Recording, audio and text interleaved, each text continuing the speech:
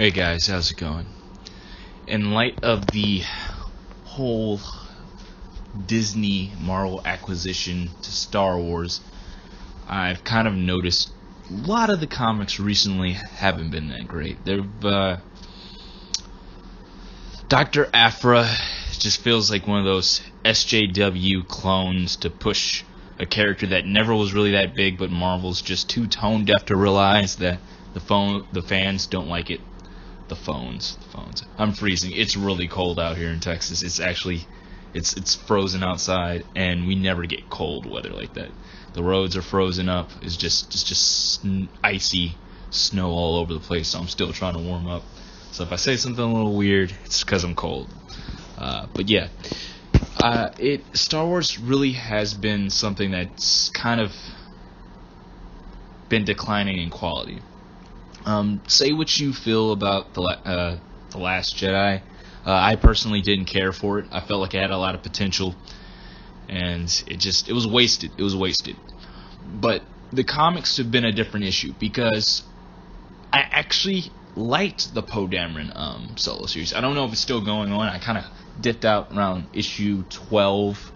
But I think that's part of the reason why I had so many problems with the Last Jedi is because the way Poe Dameron was written in the book, he was a competent leader, good at what he did. Yeah, he took some risks. He was kind of like a little reckless, but he wasn't going to endanger anybody. He knew when to, hey, it's time to quit playing around. We got to get some work done. You got to take down the Empire. I mean, the First Order. It's basically the same thing. They're the same thing.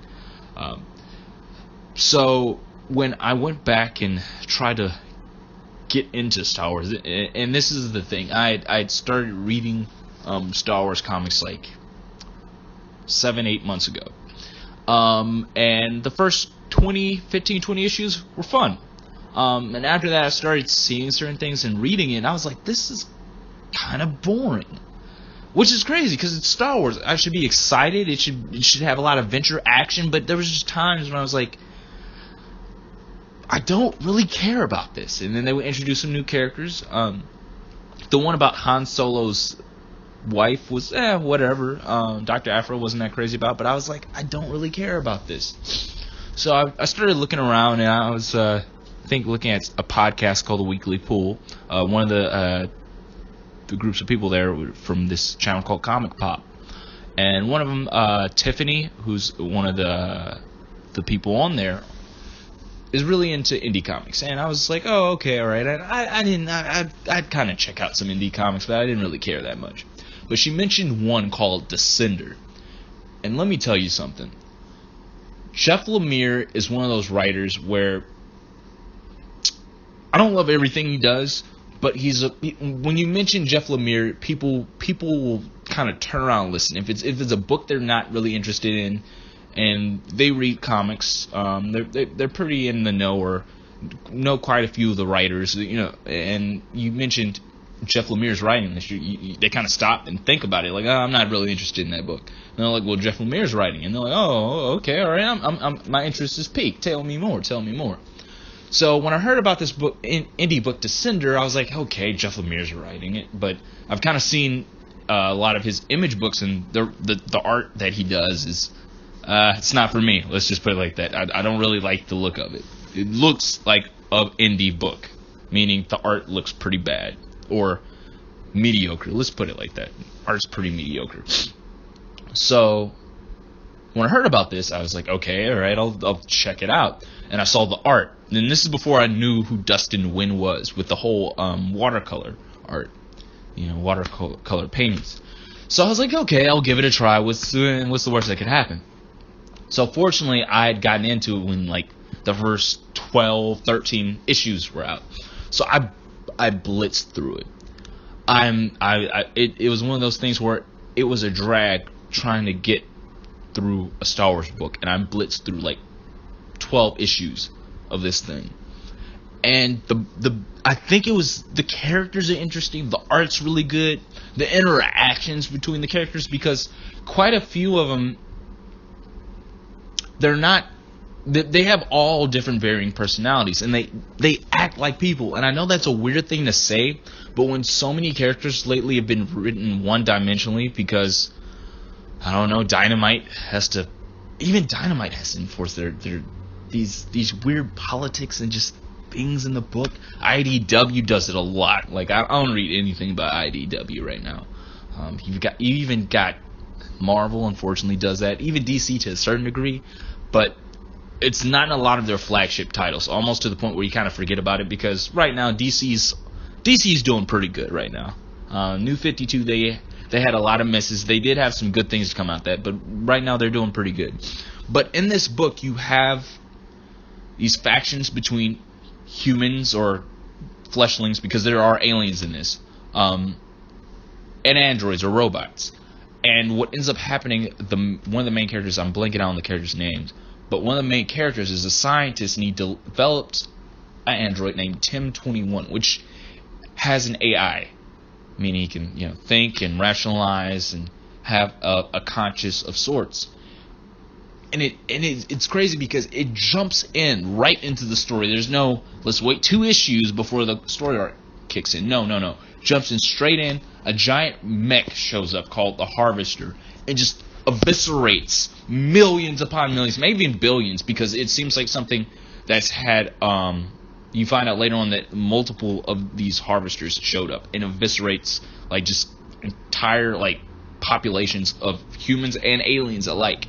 So you get a flash forward, and you end up meeting General Nagoki and his daughter, who's a human-alien hybrid. She's got blue skin, kind of has like a blue elf skin with like red hair, and she's really cool. She has a chip on her shoulder. You find out why. The main genius who created Tim-21, you find out about his backstory.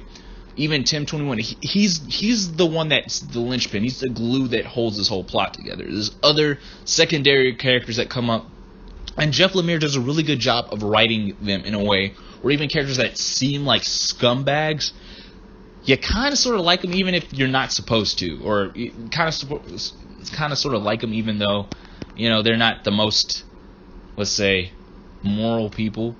Or just appreciate their character. That's probably the best way, but you really appreciate their character. People like the Joker. I wouldn't want to hang out with the guy. He's a psycho.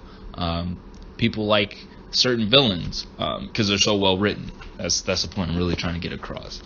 So yeah, it feels like Star Wars, and that's the thing. It feels more like Star Wars than Star Wars does, which is kind of sad, because for space operas, it really brought that genre to the mainstream. I'm not going to say it's the first one they did it, because there's a lot of sci-fi novellas, I'm pretty sure, that came out in the 50s and 60s. George Lucas borrowed heavily from a lot of different sources of inspiration. Some people say Valerian. Some people say was Hidden Fortress, Seven Samurai, a lot of Akira Kurosawa films. You could say even John Carter. The list goes on. It took a lot of pieces of that, but brought it to the mainstream. I feel like this book is an underappreciated gem, and I think really more people should give it a shot if you're into sci-fi. And I feel like a lot of books don't do sci-fi well. They don't do world building like this book does. They don't introduce really neat characters and ideas. The fact that machines have had their own faction and are trying to destroy the humans, which that's been done before. But I think the way it's done has been really interesting. And then even though some characters are just really damaged and affected by this, sometimes things happen, really bad things happen, people move on, and like, oh, nothing ever happened. I was like, oh, okay, well, apparently it didn't matter because people were moving on with their everyday lives. This story addresses that, and some people just have been damaged to the point that they've never really been the same. A lot of people are on edge. You can feel this sense of urgency, and just everyone's just, I don't know, they seem like they're just, people just like are just quick to just go off on everyone else. And if they see robots just get attacked. So some people could say this is discrimination and racism, and they could apply, well, in society today, this is how it is, prejudice and whatnot. But it's not beating you over the head. And I think that's the most important thing. Writers don't know how to write a story without derailing it and saying, hey, this is the point I'm trying to make. I'm like, yeah, I get it. I have a brain. I can figure that out. I don't need you to halt the story and have the characters stop and look at us in the panel, look at the screen and say, racism is bad, or women should be respected and not be targeted by the male gaze or whatnot. I was like, yeah, I can put 2 and 2 together. You don't have to stop the story and force it, which sounds like exaggeration, but if you've been reading a lot of Marvel books, or if you skim through a couple of them, they will do that. I think there was a Spider-Man comic. She's like, did you just assume gender? This is not a part of the social construct. I was like, who? Did you really stop the story just to fill up 5 or 6 fill a page of this garbage? But yeah, Descenders are a really fun story. Cool sci-fi themes. I think I would suggest check it out in trade. It really works really well in trade. Order it. Go to your local. Go to your local comic book store. I know digital comics is the way, but this is definitely something I think everyone should just pick up in trade and get the physical copy. And appreciating the art. And Dustin Nguyen's art is amazing. So those are my thoughts on that. Let me know if you have any suggestions, criticisms. Like and subscribe. And I'll see you on the next.